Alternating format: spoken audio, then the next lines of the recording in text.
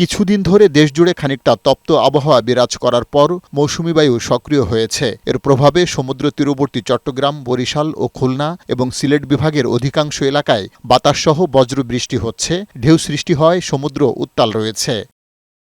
আবহাওয়া অফিস বলছে, দক্ষিণাঞ্চলসহ রাজশাহী, রংপুর, ময়মনসিংহ ও ঢাকা বিভাগেও মৌসুমী বায়ুর প্রভাবে আগামী ৩-৪ দিন বজ্রবৃষ্টির সম্ভাবনা রয়েছে।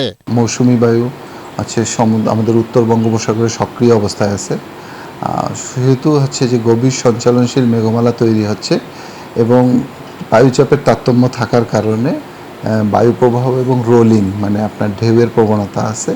এই জন্য আমরা সমুদ্র বন্দরসমূহকে ৩ নম্বর সতর্কতা সংকেত দেখিয়ে যেতে বলছি। সমুদ্র থেকে স্থলভাগের দিকে বয়ে যাওয়া বাতাসের চাপ কম থাকায় জলীয় বাষ্প নিম্নাঞ্চলের দিকে ধাবিত হয়েছে। সেজন্য গেল বছরের তুলনায় এবছর জুন পর্যন্ত ঢাকাসহ গোটা দেশে বৃষ্টি কম ছিল বলে জানান আবহাওয়াবিদরা। গোটা দেশেই বৃষ্টিপাতের পরিমাণটা অনেকটাই কমে গিয়েছিল।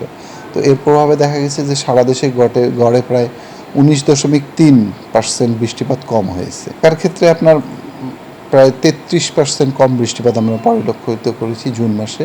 জুলাই মাসে কয়েকটি লঘুচাপ হতে পারে জানিয়ে আবহাওয়া অফিস বলছে, এ কারণে চলতি মাসে বেশি বৃষ্টি হবে।